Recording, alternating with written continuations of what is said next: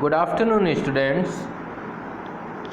आज हम लोग कंप्यूटर साइंस का जो थर्ड यूनिट है computational thinking and Python programming वो डिस्कस करेंगे। सबसे इम्पोर्टेंट यूनिट ये है और बहुत कुछ डिपेंड करता है कि आप कितना अपना प्रोग्रामिंग कॉन्सेप्ट शार्प कर सकते हैं इस यूनिट से। क्लास 12th में ये बहुत पूछा जाता है, एक बहुत बड़ा पोर्शन होता है बोर्ड के एग्ज़ाम के लिए, और फ्यूचर में भी अगर आप कंप्यूटर साइंस से कोई भी कोर्स अगर करते हैं तो प्रोग्रामिंग कॉन्सेप्ट बहुत महत्वपूर्ण होता है, क्योंकि आगे चल के जो भी आपकी जॉब्स होती है वो इसी पर बेस्ड होती है। तो बहुत ध्यान से समझना है। और मैं एक चीज़ आपको बता दूं, अगर आपने एक भी क्लास बीच में मिस कर दी तो फिर आपको समझ में नहीं आएगा और फिर पूरा पाइथन हवा में झूल जाएगा। इसलिए हर एक स्टूडेंट से मेरा रिक्वेस्ट है कि सिंसियरली आप एक एक वीडियो को ध्यान से देखें और इसके बाद आप अपना सेल्फ स्टडी भी करेंगे, तब जाकर के आपको प्रोग्रामिंग कॉन्सेप्ट क्लियर होता है। एक बार आपको समझ में आ गया फिर कोई दिक्कत नहीं होगी। So let us start. First, what is A computational thinking? Computer help us solve problems. Computer हमारी मदद करता है। किस चीज़ में मदद करता है? किसी भी समस्या के सल्यूशन तक पहुंचने में। लेकिन क्या क्या आवश्यकता है? However, before a problem can be tackled, we need to understand the problem and the way to solve it. That is an important point. सबसे पहले आपको प्रॉब्लम समझ में आना चाहिए। जब तक आप प्रॉब्लम को नहीं समझ पाएंगे तब तक आप उसके सल्यूशन तक नहीं पहुंच सकते हैं। तो सबसे पहला वे जो है वो ये है कि clear cut you can understand what is a problem. Then second, how to solve this problem. आपको समस्या समझ में आनी चाहिए, फिर आप ये सोचेंगे कि इस समस्या के सल्यूशन तक हम कैसे पहुंचें। While writing a program is to analyze the problem well and try to solve it in a logical manner. Computer में जब भी कोई एक समस्या दी जाती है, उसका प्रोग्राम बनाने के लिए कहा जाता है, तो उसके सल्यूशन का हम लॉजिकल मेथड से सल्यूशन निकालते हैं कि what are the logics are applied to solve this problem. जब तक आप लॉजिक ब्रेक नहीं कर पाएंगे तब तक आप प्रोग्राम नहीं बना सकते। स्टूडेंट्स, आप एक चीज़ को ध्यान में रखिए, मैं यहाँ किसी एक प्रोग्रामिंग भाषा की बात नहीं कर रहा हूँ, मैं एक जनरल कॉन्सेप्ट की बात कर रहा हूँ। जब आप किसी भी समस्या के लॉजिक अगर आपने ब्रेक कर लिया तो प्रोग्राम लिखना बहुत आसान है। वो चाहे आप सी में लिखें, C++ में लिखें, जावा में लिखें, पाइथन में लिखें, बहुत सारी हजारों प्रोग्रामिंग भाषाएं हैं आज के समय में जो यूज होती हैं। वो इतना महत्वपूर्ण नहीं है। महत्वपूर्ण क्या है कि आप प्रॉब्लम के लॉजिक को ब्रेक करना। सपोज आपको कोई एक सेंटेंस लिखने के लिए कहा गया, अगर आपको वो सेंटेंस समझ में आ गया, अब वो हिंदी में लिखें, इंग्लिश में लिखें, उर्दू में लिखें, मराठी, तमिल, तेलुगु, मलयालम, किसी भी भाषा में लिखें, अगर आपकी उसकी वोकैबुलरी आती है, आपको उसके वर्ड्स का नॉलेज है, then you can write easily. Suppose हमने आपसे कहा कि there is a one series, the first term of this series is a 1, second term again 1, and third term 2, and fourth term 5, और आपसे पूछा कि what is the next term। अब जब तक आप इस सीरीज का लॉजिक नहीं ब्रेक कर पाएंगे तब तक आप इसका प्रोग्राम नहीं बना सकते हैं। तो इम्पोर्टेंट क्या है कि analyse the problem well and try to solve it in a logical manner. समस्या के जो समस्या है, प्रॉब्लम है, उसको ठीक प्रकार से आप एनालिसिस करें, understand the problem very clearly, then try to solve it in a logical manner. The process of writing a program is called programming. Technically computer की भाषा में किसी भी समस्या के समाधान को जब हम किसी एक फाइल में लिखते हैं तो that is called a program. Basically a program is a set of instructions. Program होता क्या है? कई सारे निर्देशों का एक ग्रुप होता है। The process of writing a program is called programming. किसी भी भाषा में प्रोग्राम लिखने की जो क्रिया है उसको हम लोग प्रोग्रामिंग के नाम से जानते हैं। Thus, when we write a program, we need to first clearly understand the problem, followed by its solution. Otherwise, we will end up writing incorrect or inefficient code. सबसे पहला आवश्यकता क्या है कि हमें समस्या जो प्रॉब्लम दी गई है वो बहुत क्लियर होनी चाहिए। अगर हमको प्रॉब्लम ही नहीं समझ में आई तो हम उसका जो सल्यूशन निकालेंगे वो इनएफिशिएंट होगा या इनकरेक्ट होगा। तो सबसे बड़ी बात क्या है कि समस्या को ठीक प्रकार से समझना। When we write a program, we are writing a set of instructions to solve a problem involving data processing. These instructions must be executed by the computer to solve the problem. जब भी हम किसी programme में निर्देशों को लिखते हैं तो वो एक सीक्वेंस होता है, उनका एक क्रम होता है, एक निश्चित क्रम में ही सीक्वेंस को लिखा जाता है। और जब हम उस प्रोग्राम को एग्जीक्यूट करते हैं तो जिस ऑर्डर में हमने उनका राइट किया है उसी ऑर्डर में वो एग्जीक्यूट होते हैं, मीन्स क्रियान्वित होते हैं, वही टास्क परफॉर्म करते हैं।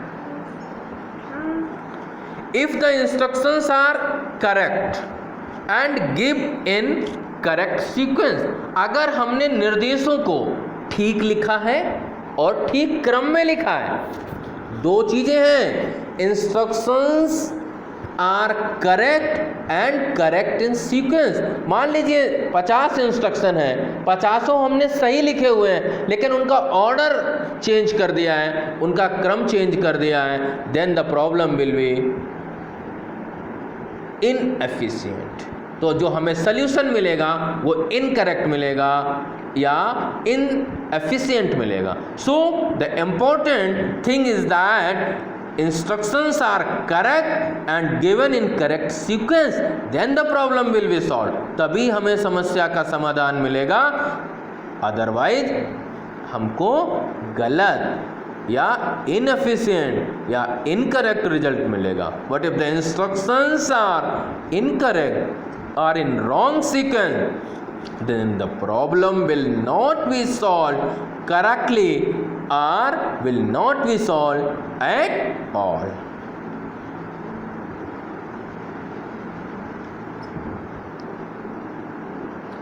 If we start writing the program without knowing how to solve the problem, then we can never write the correct one. अगर हमें ये ही नहीं मालूम है कि हमारी इस प्रॉब्लम में हमको करना क्या है और हम प्रोग्राम लिखना शुरू कर देते हैं without knowing how to solve problem, हमें यही नहीं मालूम है कि हम सल्यूशन तक कैसे पहुंचना है। हमने कहा रूम नंबर 135 पे चले जाइए, आपको एक इंस्ट्रक्शन दिया कि आपको रूम नंबर 135 पे जाना है। आपको यही नहीं मालूम है कि रूम नंबर 135 स्कूल में एग्जिस्ट करता है कि नहीं करता है, करता है तो किस फ्लोर पर करता है। तो दैट इज इम्पोर्टेंट कि आपको पता होना चाहिए कि हम सल्यूशन तक कैसे पहुंचेंगे। जब तक आपके पास उसका लॉजिक नहीं होगा, उसका सीक्वेंस नहीं होगा उस लॉजिक का, तब तक आप किसी भी प्रोग्राम को सॉल्व नहीं कर सकते हैं। We never write the correct program. Now what is a computational thinking? Computational thinking as the thought process computational thinking क्या है? एक थॉट प्रोसेस है involve in formulating a problem and expressing its solution in a way that a man or machine can effectively carry out. So to write any program, first we have to think computationally about the problem and its solution, and then we have to write the program in a programming language. Program लिखना बहुत आसान होता है अगर आपको ठीक प्रकार से समस्या समझ में आ गई और उसका लॉजिक समझ में आ गया about the problem and it's solution, तो आप आसानी से उस प्रोग्राम को राइट कर सकते हैं. But every day in all aspect of our life we perform, हम डेली दिन प्रतिदिन की लाइफ में कंप्यूटेशनल थिंकिंग को परफॉर्म करते हैं. कैसे? देखिए कुछ क्वेश्चंस हैं. पहला क्या है? You want to make yourself a cup of tea or coffee. आपको अपने लिए एक कप चाय या कॉफ़ी बनाना है. तो अगर आपको यही नहीं मालूम है कि चाय और कॉफ़ी क्या है तो कैसे बनाएंगे? फिर उसका सीक्वेंस पता होना चाहिए. Suppose we want to make a 1 cup tea, आपको पता होना चाहिए. आपने एक कोई बर्तन लिया, उसमें आपको पहले पानी रखना है, इसके बाद गैस जलानी है, गैस जलाने के बाद उसमें चाय पत्ती डालनी है, चीनी डालनी है, अदरक डालना है, अदर इंग्रेडिएंट डालने हैं. जब वो बॉयल हो जाए इसके बाद आपको उसमें मिल्क ऐड करना है, और इसके बाद आपको जब फिर से वो बॉयल हो जाए तो आप उसको खोलने के बाद आप उसको छान के पी सकते हैं. तो सबसे पहली बात क्या है कि इस तरह से आप इसको सॉल्व कर सकते हैं. Number 2, you want to by A car. Suppose you want to by A car, आप कोई कार खरीदना चाहते हैं.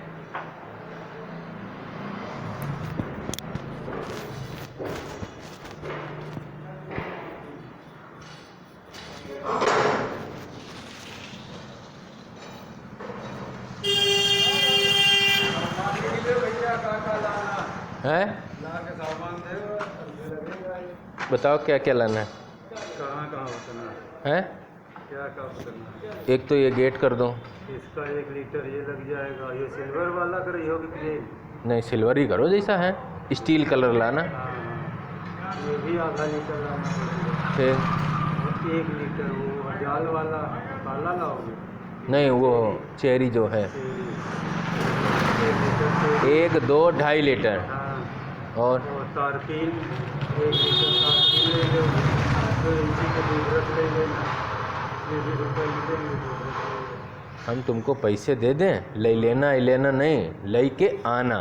ले के आओगे पहले. हाँ, लिया ना उधर से आना. चलो.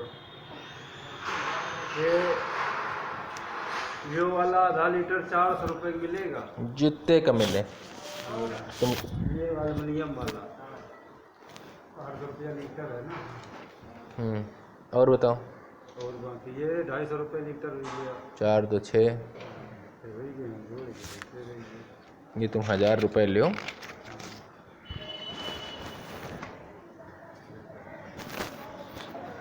ठीक है.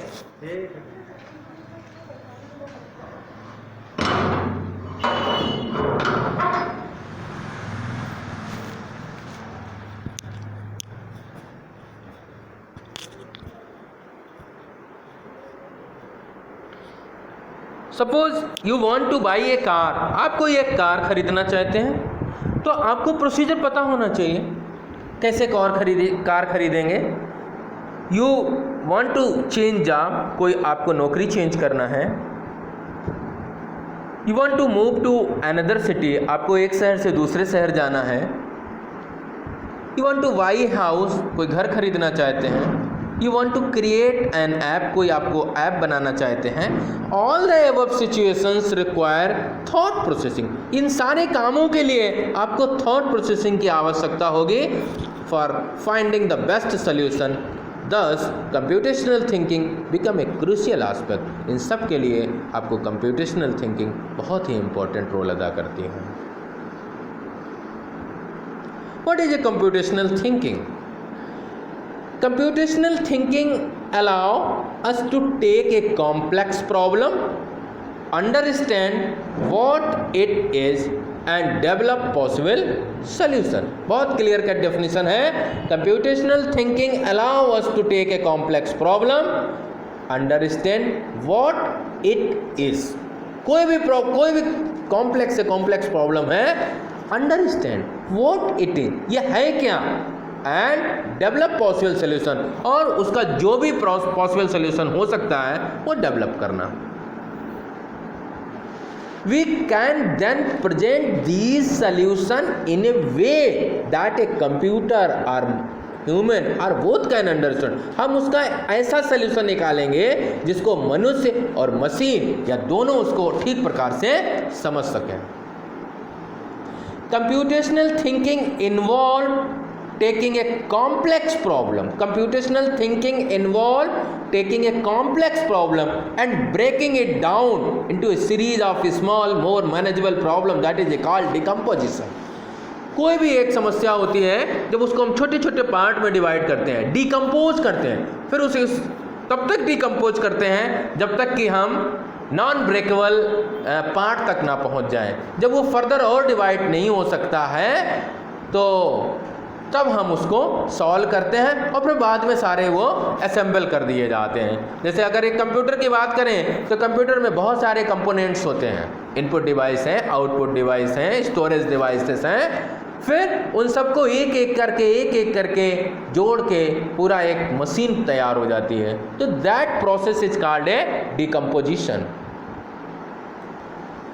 Each of these smaller problem can then be looked at individually. जो हमने डिकम्पोज किया है उसको हम पैटर्न रिकॉग्निशन बोलते हैं. उसको further looked at individually considering how similar problem have solved previously and focusing only the important detail.